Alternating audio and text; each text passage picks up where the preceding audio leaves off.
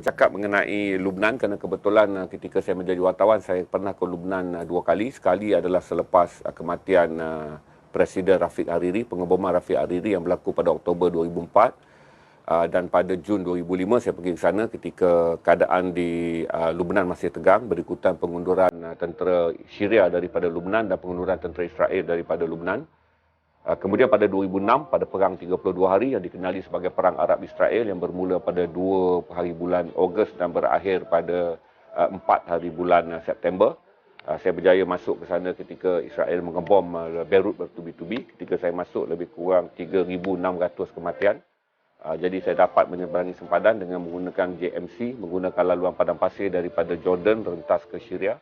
Daripada Syria mendaki pegunungan Beirut dan turun hingga ke Beirut. Dan kita akan berkongsi kerana saya pun berasa sangat sedih dengan letupan yang berlaku. Walaupun kita yakin ini bukanlah perbuatan teroris, boleh disahkan daripada pelbagai sumber dia adalah letupan gudang yang menyimpan amonia nitrat, sejenis bahan yang sensitif pada letupan yang disimpan selama 6 tahun tanpa penyelenggaraan keselamatan yang betul. Bagaimanapun dia adalah satu yang menyedihkan kerana lebih 3,000 orang didapati cedera. Gambar-gambar yang saudara lihat, foto-foto kematian yang saudara lihat, kita mengucapkan takziah. Sebelum itu saya akan cerita sikit demografi, sejarah, suasana politik. Ramai yang dah mula tanya tadi mengenai Islam macam mana di Lubnan, keadaan di Lubnan. Dia ada perbezaan kerana saudara harus ingat selepas saja Perang Dunia Pertama, kolonial British telah membahagikan wilayah Arab kepada 3 pihak. Byzantine atau Palestin diserahkan kepada British, manakala Lubnan diserahkan kepada Perancis. Bahagian Afrika Utara iaitu Tunisia, Algeria dan juga Libya diserahkan kepada Itali. Ini kesan pembahagian kolonialisme selepas Perang Dunia Pertama apabila jatuhnya Empire Osmaniyah pada 1917. Negara-negara barat membahagikan kawasan untuk mereka menguasai Asia Barat dan juga Afrika Utara, iaitu blok negara Islam yang dulunya pernah berada di Osmaniyah. Oleh kerana wilayah Lubnan dikuasai oleh Perancis, dia mempunyai keunikan yang tersendiri, di mana French look dia itu sangat ketara kerana diperintah oleh Perancis. Berbeza dengan Palestin dan juga Itali, Palestin dan juga Afrika Utara, terutama Libya, Tunisia, Maghribi dan juga Algeria yang dikuasai oleh Legion Itali. Lubnan adalah bandar yang menarik. Pada tahun dia merdeka, walaupun dijajah oleh Perancis selepas Perang Dunia Pertama.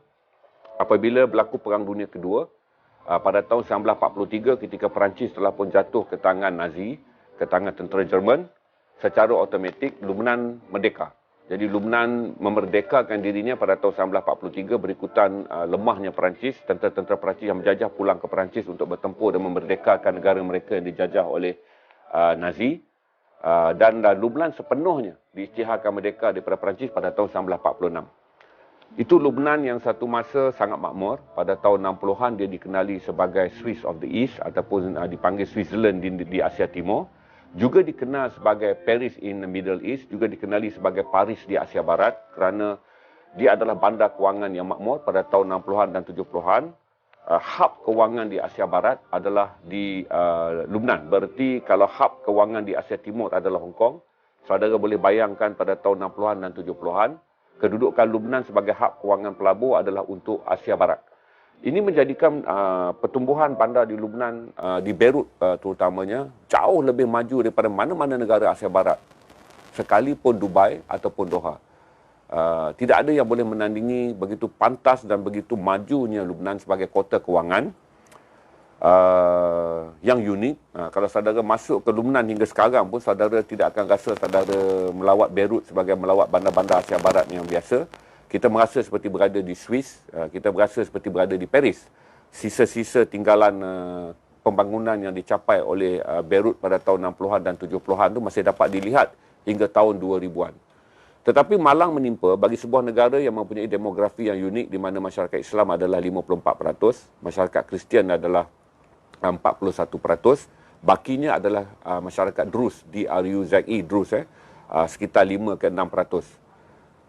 Oleh kerana banyak campur tangan, kerana Israel juga campur tangan ketika berlaku perang saudara antara Islam dan Kristian yang dipanggil Falangis dan Muslim, perang yang panjang pada tahun 75 hingga 1960, perang sivil, perang yang dianggap perang sivil moden, kerana jarang ada wilayah di dunia ini pada selepas Perang Dunia Kedua berlaku perang sivil. Kecuali perang sivil ini berlaku di Lebanon kerana dominasi politik bagi perbezaan agama yang hampir sama population dia. Di mana masyarakat Islam adalah 54%, masyarakat Kristian adalah 41%, maka berlaku perang dan campur tangan Israel. Apabila Israel campur tangan dalam perang saudara pada tahun 75 hingga 90, maka Syria juga campur tangan. Syria menghantar kira-kira 20,000 tentera mereka untuk berada di Beirut. Israel juga menghantar tentera mereka untuk menyokong orang Kristian. Syria menghantar tentera mereka untuk menyokong puak Sunni Islam, dan Iran juga menghantar pasukan, bukan tentera tapi adalah bantuan ketenteraan kepada Syiah. Kerana masyarakat Islam di sana terbelah kepada dua, iaitu di bahagian utara dikuasai oleh puak Hizbollah yang dipimpin oleh Hassan Nasrallah, manakala Sunni baru saja bertukar pemimpin, di mana Sa'ad Hariri telah meletak jawatan pada bulan Januari yang lalu dan digantikan oleh Hassan Diab, berikutan masalah isu ekonomi di mana berlaku revolusi jalanan menyebabkan Hariri yang menggantikan bapaknya yang mati dibunuh pada tahun 2004. Bapaknya adalah Rafiq Hariri yang dibom pada Oktober 2004. Kemudian jawatan diambil alih oleh anaknya sendiri. Tetapi dia gagal menghadapi demonstrasi rakyat dan juga tekanan untuk meletakkan jawatan. Jadi pada Januari 2020, Sa'ad Hariri telah meletak jawatan dan diambil alih oleh Hassan Diab. Apabila letupan ini berlaku, ramai orang akan mengaitkannya dengan teror kerana pembunuh Rafiq Hariri pada 2004 dijangka akan mendapat keputusan pengadilan 3 atau 4 hari daripada sekarang. Mereka adalah Syiah Hizbollah yang dikaitkan sebagai pembunuh, iaitu 5 sebagai charge utama dan 21 sebagai bersubahat. Tapi saya tidak percaya bahawa letupan yang berlaku di Beirut hari ini adalah satu perbuatan khianat. Jangan percaya pada Donald Trump. Donald Trump mengeluarkan kenyataan bahawa intelijen Amerika menggambarkan ini sebagai satu perbuatan teror. Kerana semua pakar penganalisis politik bersetuju bahawa kedudukan depoh yang menyimpan amonia nitrat tersebut tidak diselenggara dengan baik sejak 6 tahun lalu. Dan bayangkanlah dia menyimpan hampir 2,750 tan amonia nitrat. Jadi kalau tengok daripada kesan letupan, kita percaya kesan letupan itu boleh memusnahkan radius 3 hingga 5 km. Jadi ini buat masa ini kepercayaan kebanyakan media barat yang tidak mempunyai agenda politik seperti Trump, mereka menganggap ini adalah kemalangan teknikal akibat kecuaian pengendalian pelabuhan. Apa yang unik tentang Lebanon, saya anggap saudara jangan politikkan kenyataan saya. Ketika saya masuk, saya sampai di Beirut, saya dibantu oleh seorang Kristian Lebanon bernama Khalifah yang menjadi jurupandu, membawa saya ke sana ke sini dengan baik melayan saya walaupun dia seorang Kristian Beirut. Dan saya dibawa pergi ke Sabra dan Shatila melihat kem pelarian pada tahun 1982 di mana tentera Yahudi yang dipimpin oleh Ariel Sharon telah masuk dan juga menyembelih lebih 3,000 orang penduduk Palestin di kemah pelarian Palestin di dalam bumi Lebanon. Itu peristiwa yang penting pada tahun 82 yang mencetuskan kemarahan umat Islam di seluruh dunia. Jadi saya sampai juga di kawasan Sabra dan Shatila dan dapat mengunjungi ibu bapa dan juga keluarga ataupun balu dan juga anak-anak yang bapaknya mati disembelih pada tahun 1982 dalam peristiwa Sabra dan Shatila. Saya juga sampai ke Tyre, ke Sidon dan terus sampai ke Fatimah Gate, iaitu kawasan yang dikuasai oleh puak Hizbollah. Seorang pejuang Hizbollah bernama Wa'ad telah menjaga saya dengan baik untuk membuat penggambaran bersama majalah 3 TV3. Nozli Pak Wanci adalah host. Ketika kami sampai kepada sempadan di MZ, di mana kita berada di sebelah sempadan Lebanon, di seberang sana adalah sempadan milik Israel yang jaraknya hanyalah 10 kaki pagar. Kemudian ruang sempadan tanah kosong 10 kaki adalah pagar Yahudi, dan di sana dibenakan kemah-kemah daripada batu konkrit. Daripada celah-celah lubang kita boleh nampak laras senapang dihalakan ke arah wilayah Lebanon, di wilayah Bekaa Valley ini, di mana anak-anak Lebanon akan pergi dan meludah air ludah dia supaya melepasi kawasan DMZ yang sepanjang 10 kaki itu sebagai tanda mencela orang Yahudi. Sedangkan kita nampak daripada lubang konkrit batu tu laras senapang yang dihala kan, di mana mereka boleh ditembak pada bila-bila masa. Tetapi orang Hizbullah mempunyai satu perjuangan, sumpah mereka bahawa satu masa Masjidil Aqsa akan dibebaskan dan dia menjadi milik orang Islam. So jangan politik dengan pandangan saya, sama ada saya menyokong Hizbullah Syiah ataupun saya memihak Hizbullah Sunni. Saya bercakap sebagai seorang wartawan berasaskan fakta. Saya tidak mau mengupas benda ini menjadi pandangan mazhab, kerana ini adalah hal yang kritis dan perlu difahami. Jadi sepanjang saya berada di wilayah dikuasai oleh Hizbullah Syiah, kami diberi layanan yang baik. Saya boleh bersolat mengikut mazhab Sunni di dalam masjid orang Syiah. Saya boleh bersembahyang mengikut mazhab Sunni di rumah seorang pemimpin Syiah. Saya dapat juga mengunjungi beberapa rumah pemimpin Parti Amal, walaupun saya tidak dapat bertemu dengan pemimpin tinggi Hizbullah Hasan Nasrallah kerana soal keselamatan. Kerana pada waktu itu bombing sedang berlaku. Perang itu berlaku dengan kuat. Jadi Hasan diberi perlindungan dan agak terhad pergerakan saya. Dan saya juga melawat Malbat, kem Malbat milik tentera Malaysia di Kaukabah. Menarik, tentera Malaysia menerima penghormatan yang sangat tinggi, dianggap sebagai tentera pengaman yang paling dihormati oleh masyarakat Islam di utara Lubnan, walaupun mereka Syiah. Mereka sangat meraihkan tentera Islam. Kalau tanya dengan semua malbat yang bertukar-tukar hingga sekarang, saya ingat dah ada lebih kurang dalam 20 batch malbat yang bertukar setiap tahun. Mereka semua pulang dengan cerita yang baik, bahawa betapa orang-orang Syiah di Hizbullah sangat menghormati tentera Malbat hingga kita dianggap sebagai saudara. Walaupun mereka tahu Malbat Malaysia adalah daripada sebuah negara Sunni, tidak ada masalah. Ketika saya ada satu pengalaman, saya nampak lubang rifle bergerak.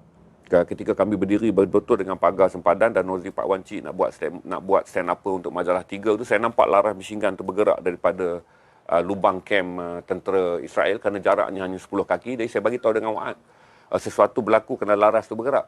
Wa'ad tu kata tak apa, saya akan hantar beberapa orang saya untuk berdiri, sekiranya mereka tembak yang mati adalah orang kami. Jadi saya ingat lagi lah Nozri berdiri untuk buat stand up. Wa'ad menghantar anak-anak dan adik dia untuk berdiri di belakang. Sekiranya penembak curi Israel menembak pada waktu itu, Nozri akan selamat, kata dia. Kami memberi tubuh kami untuk sahabat kami dari Malaysia. Jadi saya tak mempunyai sebarang perasaan ataupun prasangka terhadap orang Syiah kerana saya ada pengalaman tinggal bersama mereka sekitar seminggu, berjalan di seluruh tempat, melawat Bekaa Valley, wilayah yang pernah dijajah oleh orang Israel. Kemudian dalam perang kita menang wilayah itu dan dirampas kembali oleh orang Hizbullah dan bentuk sempadan baru, di mana dalam persempadan baru itu orang-orang Islam Hizbullah mendapat lebih kurang 12 km wilayah baru yang dulunya diduduki oleh Israel. Itu adalah antara pengalaman menarik melihat Lubnan.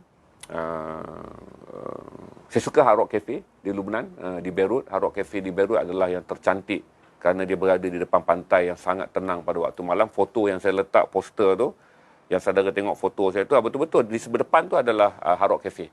Jarak daripada tempat saya duduk dalam poster tu ke Hard Rock Cafe tu kalau berjalan hanya 5 minit.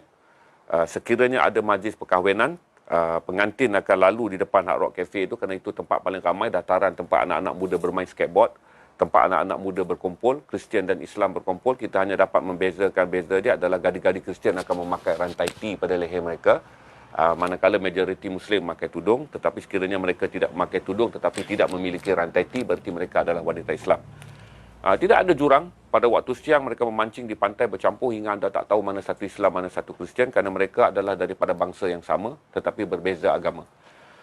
Selepas 1990, setelah melalui perang saudara yang panjang pada tahun 75 hingga 1990, iaitu 15 tahun, saya fikir orang Islam dan orang Kristian telah melalui proses yang mereka pelajari, bahawa permusuhan dan juga peperangan antara agama hanya menghancurkan Lubnan daripada sebuah negara yang maju pada tahun 60-an dan 70-an, hub kewangan yang paling besar di Asia Barat. Lubnan menjadi negara miskin, Lubnan menjadi sebuah negara yang mundur, dan akhirnya selepas 1990, saya fikir pemimpin-pemimpin Kristian seperti Michael Aoun, yang kini adalah presiden, pemimpin-pemimpin besar seperti Hasan Nasrallah yang kini memimpin puak Syiah di bahagian utara, di bahagian selatan Lebanon, juga pemimpin seperti Hariri dan juga Perdana Menteri sekarang Hassan Diab. Saya fikir mereka berada dalam keadaan ingin memajukan Lubnan. Sebab itu kalau saudara pergi, suhu permusuhan di antara orang Islam dan orang Kristian, antara Syiah dan juga Sunni tidak ketara seperti mana digambarkan tentang oleh media barat. mengenai permusuhan antara Syiah yang disokong oleh Iran dan juga Sunni yang disokong oleh Syria. Saya menganggap kata sekiranya saudara bergantung kepada media barat untuk memahami polarisasi antara Muslim dan juga Syiah, antara Sunni dan Syiah, Muslim dan Kristian, dia lebih banyak daripada propaganda. Lebih baik saudara membaca AFP. AFP lebih adil dalam laporannya mengenai kedudukan di Perancis, kedudukan di Lubnan berbanding saudara bergantung pada BBC, CNN. Saya fikir lebih banyak menipu laporan daripada BBC dan CNN. Dan saya juga memberitahu bahawa saudara boleh bertemu dengan Brigade Palestin yang berjuang. Mereka bergabung lebih banyak Brigade Palestin yang menjadi pelarian ke Lubnan, yang menubuhkan brigade tentera mereka. Mereka bersumpah dan berbaiat dengan orang Syiah yang memimpin Hizbullah bahawa mereka akan bersatu kerana matlamat pada mereka adalah pada satu masa Al-Aqsa akan dimerdekakan dan menjadi wilayah orang Islam. Jadi saya fikir untuk melihat perpaduan antara Sunni dan Syiah, Lubnan adalah negara yang terbaik untuk kita pelajari. Walaupun media barat menggambarkan permusuhan, tetapi saya fikir sama ada Syiah yang datang daripada parti Hasan Nasrallah atau parti Amal, sama ada Sunni yang dipimpin oleh puak ulama ataupun puak moderat Hasan Diab dan juga keluarga Hariri. Hubungan mereka tidak seperti mana yang digambarkan oleh media barat. Lubnan sepatutnya menjadi sebuah wilayah yang makmur, potensi ekonominya sangat tinggi. Dia adalah negara di Teluk Mediterranean yang sangat cantik. Saya boleh bagi tahu kepada saudara, seorang yang boleh menulis kata-kata yang sedikit akan menjadi penyair yang hebat kalau dia berada di pantai Lubnan. Sangat cantik. Seorang yang boleh berfikir sedikit-sedikit, dia akan boleh berfikir dengan banyak sekiranya dia berada di pantai Beirut kerana pantainya sangat cantik. Mereka menggunakan kail yang panjang tanpa mesin, 20 kaki, 25 kaki, umpan dan letak pelampung. Mereka memancing ikan, ikan dipindahkan naik ke atas jambatan, anak-anak yang menunggu di atas jambatan akan menanggalkan ikan. Kerana ikan sangat mahal di Asia Barat, jadi ikan-ikan sebesar 2 jari, sebesar gelama pisang ataupun gelama nangka kita itu adalah ikan yang sangat mewah di Beirut. Jadi pada musim angin kencang, cuaca terang dan panas, cara mereka berlibur adalah pergi ke pantai berang. Kita lihat beribu-ribu orang akan duduk di atas pantai yang dipukul oleh ombak yang kencang, basah habis semua badan dengan memakai seluar pendek, tapi mereka memancing ikan dan batang pancing dipindah naik ke atas jambatan. Anak-anak menunggu di atas jambatan, menanggalkan ikan, memasang umpan, baling balik ke depan, bapak dia baling balik masuk ke dalam air. Dia memberi gambaran mengenai nilai kekeluargaan, keharmonian yang ada di Lubnan sebagai sesuatu yang sangat menawan. Untuk yang bujang-bujangan, gadis Lubnan sangat cantik. Berambut blond, bermata biru ataupun hijau. Kalau saudara bercuti, barangkali kalau saudara masih bujang, potensi saudara untuk jatuh cinta adalah tinggi. Saya selalu membayangkan kata kalau saudara pernah melihat Andrew Hepburn, anda boleh menemui kecantikan Hepburn begitu banyak sekali di Lubnan. Kalau saudara pernah melihat Sophia Loren pada masa muda, Sophia Loren boleh ditemui dengan begitu banyak di Lubnan, gadis-gadis cantik, terutama pada musim panas ketika matahari menyerlah dan mereka keluar berlibur pada waktu siang hari. Itu cerita tentang Lubnan. Sedih bila tengok apa yang berlaku.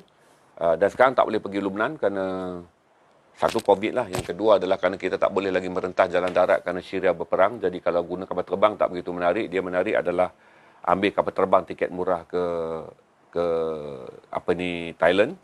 Kemudian menggunakan tiket murah Jordan Air, terbang pergi ke Amman. Daripada Amman kita menggunakan truk JMC ataupun 4-wheel drive padang pasir tu. Anda rentas daripada Amman Jordan pergi ke Damsyik, berehat di Damsyik, bercuti 2-3 hari di kota Damsyik, Syria. Dari Damsyik barulah anda ke Beirut. Berehat lagi di kota Beirut, tinggal di Al-Hamra, bandar yang menarik, bandar pelancongan yang dikuasai oleh orang Kristian. Mereka baik-baik. Setiap hotel memiliki piano. Setiap orang yang menjadi waiter boleh bermain piano. Dan anda boleh dapat sarapan pagi percuma sekiranya anda mainkan piano di lobi. Itu budaya hotel yang dikuasai oleh orang Perancis. Jadi kalau kita pandai main piano, kita main piano dan hiburkan tetamu pada waktu pagi, meja kita dikira FOC, free of charge. Itu cara masyarakat hotel di Al-Hamra.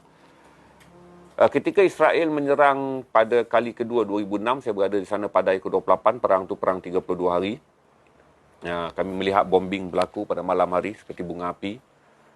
Dan saya tinggal di kawasan Al-Hamra milik orang Kristian kerana seorang ejen Muslim yang bekerja dengan BBC British Broadcasting Corporation. Dia adalah seorang Mesir. Dia beritahu kepada saya, Zana, setiap hari saya akan mesej anda untuk beritahu kawasan mana anda jangan pergi. Kerana sebagai wartawan BBC, mereka menerima maklumat di kawasan mana Israel akan membuat pengeboman hari ke hari. Jadi pada malam hari saya akan tinggal di kawasan orang Kristian dan pada siang hari saya akan melawat kawasan orang Islam yang dibom. Melihat bayi-bayi yang diangkat keluar daripada timbunan batu bata, melihat kanak-kanak yang berkumpul di pusat perlindungan yang dikuasai oleh United Nations yang juga dibom. Pada waktu itu saya masih ingat kami berada di Sabra dan Shatila ketika Wan Kamarudin dan Dang Surya sedang membuat rakaman. Sebutir bom 50 kg dijatuhkan daripada jet pejuang Israel. Gegaran dia Tuhan saja yang tahu. Saya berada dalam toilet, mangkuk toilet tu air dia mercik keluar. Kuatnya gegaran tu. Tapi nasib baik cameraman kita tu terus merakamkan, Azman Kasim dan Wan Kamarudin dan Dang Surya terus saja bercakap. Dan kemudian kami diketawakan oleh orang-orang Palestin kerana mereka dah hari-hari dengan bom. So sebenarnya gegaran tu menunjukkan bom tu jauh. Kita rasa macam bom tu meletup di luar Sabra dan Shatila, tapi bom tu sebenarnya meletup di Burajina, jarak dia 4 km. Tetapi gegaran bom 50 kg yang dimiliki oleh tentera Israel boleh menyebabkan air dalam mangkuk toilet tu melambung keluar. Itu memberi gambaran pertama kita kena bom. Dan saya melintas satu jambatan daripada Tyre ke Sidon. Jambatan tu baru saja dibom. Tak ada orang. Yang menarik tu kan kami-kami melepak di bawah jambatan. Jambatan semua berlubang dan kita boleh rasa besi tu masih lagi panas. Tak boleh disentuh dengan tangan. Panas besi tu. Kerana kesan bom tu. Waktu itu Israel mengebom semua jambatan kerana dia menghalang misi kemanusiaan untuk menghantar makanan dengan tujuan dia adalah untuk menimbulkan kebuluran kepada masyarakat Hizbullah. Kerana Hizbullah tinggal di utara, Beirut adalah di bahagian tengah. Secara geografi, 2/3 daripada wilayah Lubnan bersempadan dengan Syria. 1/3 di bahagian selatan bersempadan dengan Israel. Ini menjadikan wilayah yang bersempadan dengan Israel didiami oleh Muslim Syiah. Manakala wilayah bersempadan dengan Syria didiami oleh Muslim Sunni dan juga Kristian Ortodok. Itu saja saya dapat ceritakan pada saudara betapa indahnya Lubnan, betapa kalau saudara bersolat, berdoalah untuk orang Lubnan sama seperti saudara berdoa untuk orang Palestin. Nanti kalau ada masa saya cerita tentang Palestin. Saya memasuki Palestin 2 kali juga. Saya berada di Syria 4 kali. Cuma malam ni kita mulakan sikit-sikit. Kita selalu bercakap tentang Levi, tentang jenama-jenama. Mana ni kita cerita sikit tentang hal-hal yang bersangkut tentang manusia. Jadi dah dekat 30 minit kita nak berniaga. View berapa? 230 view. Itu je saya cerita dulu tentang Lubnan. Sebab kita kena boleh sikit lagi kepada wanita. Kalau anda pergi, hanya ada 2 bangsa yang mempunyai lelaki yang kacak, iaitu jangan jatuh cinta pada lelaki Iran kerana mereka sangat kacak dan kelihatan seperti lelaki Perancis, seperti lelaki Itali, dan jangan jatuh cinta kepada lelaki Lubnan kerana mereka sangat kacak dan kelihatan seperti seorang lelaki Perancis.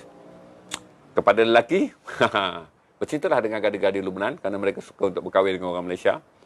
Gadis-gadis cantik, bermata hijau dan bermata biru seperti Sophia Loren dan Audrey Hepburn. Sangat ramah dan baik. Mereka mempunyai jalur tubuh yang berbeza daripada Arab yang lain. Jangan lampau, ada SKMM. Okey, tapi saya akui, gadis-gadis Lubnan sangat cantik, berambut blond, seperti gadis-gadis Itali, sedikit seperti gadis French. Arab dia sangat nipis, kerana mereka tidak kelihatan banyak seperti wanita Arab. Dia kelihatan seperti wanita yang datang daripada Eropah, terutama seperti Itali. Kalau mereka yang mempunyai darah Falash, iaitu yang datang daripada wilayah Scandinavian, biasanya mereka mempunyai rambut blond. Manakala mereka yang assimilate dengan suku Arab kerana mereka datang 5,000 tahun yang lalu di Byzantine, Empire Byzantine. Mereka migran 5,000 tahun yang lalu daripada suku yang berdarah Viking. Kemudian berasimilasi dengan orang Islam dan akhirnya majoriti menjadi Islam. Jadi mereka mempunyai darah Arab dan sebahagiannya masih lagi mempunyai darah Scandinavian yang tebal, yang mempunyai darah Scandinavian yang sangat cantik, yang mempunyai darah yang disebut sebagai Falash, sangat cantik, berambut blond, bermata biru dan bermata hijau, kelihatan seperti wanita Eropah tetapi bercakap Arab, dengan purata ketinggian antara 5 kaki 4 hingga 5 kaki 6 inci. Sangat cantik. Tanyalah pelajar-pelajar kita yang pernah belajar di Jordan dan pernah berjalan di Lubnan. Tidak ada gadis yang lebih cantik untuk anda lihat adalah gadis Lubnan. Seperti juga tidak ada lelaki kacak, saya bukan gay, tapi kalau pada wanita, tidak ada lelaki kacak untuk anda lihat, melainkan lelaki Iran dan juga lelaki Lubnan. Itu saja, setengah jam kita kena berniaga, dan kalau boleh besok kalau ada request kita sambung lagi. Terutama kalau saudara nak tahu dengan lebih detail tentang perang saudara dan juga perjuangan Hizbullah dan perjuangan Brigade Palestin dalam memerdekakan Masjid Al-Aqsa, sumpah dan bai'ah mereka, kerana saya berada bersama pejuang Palestin di Tyre dan saya berada bersama dengan pejuang Hizbullah di Fatimah Gate lebih kurang dalam 4 atau 5 hari. So saya faham benar falsafah perjuangan yang diperjuangkan oleh Hassan Nasrallah dan juga Brigade Al-Aqsa Palestin yang berada di luar Palestin dan beroperasi daripada Lubnan. Kalau saudara nak tahu tentang Sabra Shatila, saya boleh detailkan pada esok lah, tengok request.